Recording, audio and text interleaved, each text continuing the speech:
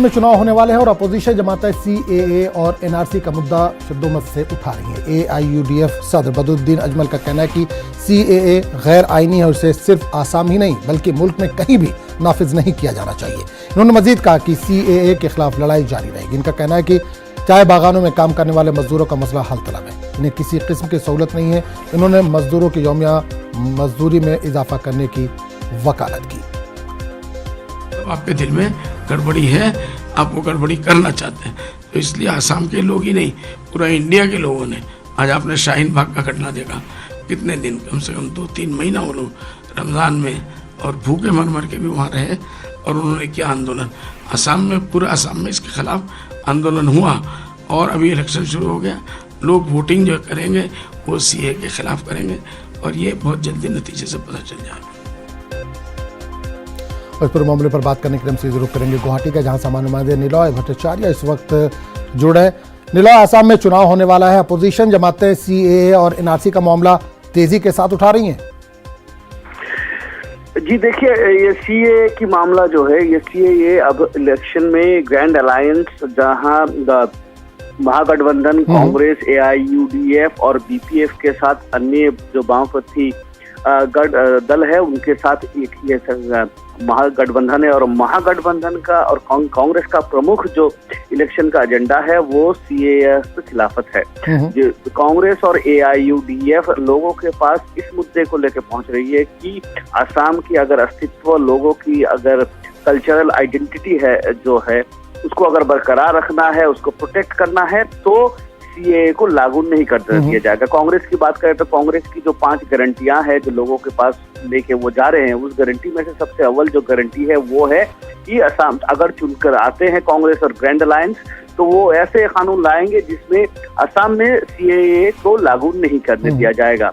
तो ये मामला है और सीएए को लेकर सिर्फ कांग्रेस और एआईयूडीएफ ही नहीं है। कांग्रेस को लेकर एआईयूडीएफ के जो मुद्दा है उससे दो जो नया राजनीतिक दल है, असम जन परिषद और राइजर दल, ये दोनों संगठन, ये दोनों दल, इनके जो प्रमुख है वो सीए के जो एजिटेशन था उसमें वो प्रमुख किरदार वो निभा रहे थे। वहां से राजनीतिक दल निकाला गया कि उनका कहना है कि अगर राजनीतिक प्रभाव डालना है तो सिर्फ एजिटेशन करने से नहीं होगा, वो राजनीतिक अब पावर आना पड़ेगा, उसके बाद ही सीए को रोका जा सकता है। तो निश्चित रूप से सीए का एक मुद्दा असम में है।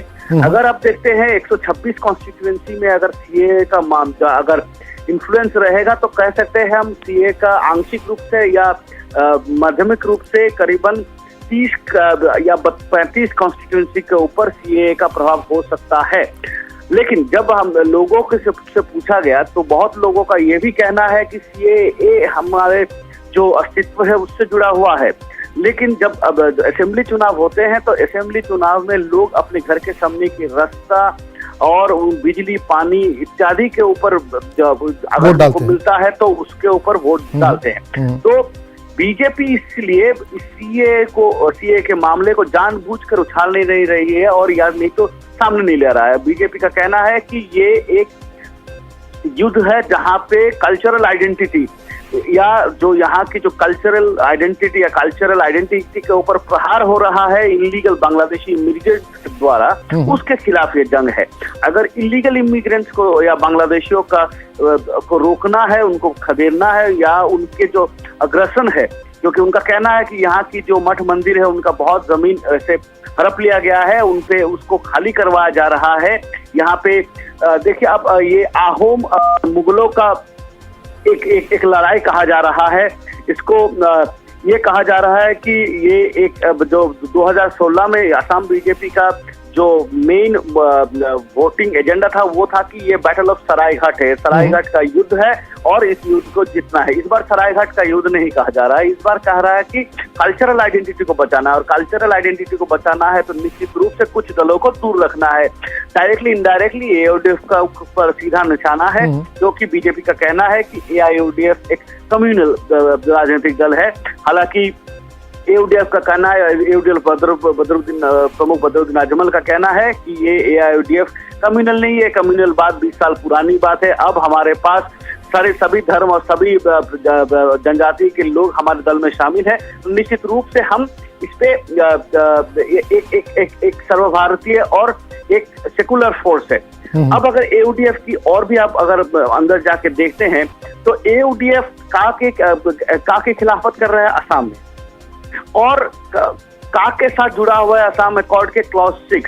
ये क्लॉज 6 के मामले में, जहां पे क्लॉज 6 में असम के जो इंडिजिनियस लोग हैं, उनके जो आइडेंटिटी है, उनकी जो लैंड राइट्स है, उनके सारे जो अधिकार है, उसकी सुरक्षा मुहैया करने की बात हो रही है वहां पे। लेकिन कांग्रेस और एयूडीएफ के कहीं ना कहीं एक मतविवाद है दोनों, क्योंकि कांग्रेस क्लॉज 6 के बात कर रही है, क्योंकि क्लॉज 6 का जो एक मुद्दा है वो बीजेपी, कांग्रेस का कहना है कि बीजेपी को इसको प्रमुखता नहीं दे रहा है। वहीं एयूडीएफ का कहना है कि हम का के खिलाफत कर रहे हैं। क्लॉज 6 खुद ब खुद इसमें आ जाता है, क्लॉज 6 के ऊपर अभी बात नहीं करना चाहिए। बहुत बहुत शुक्रिया अनिल इस तमाम जानकारी के लिए।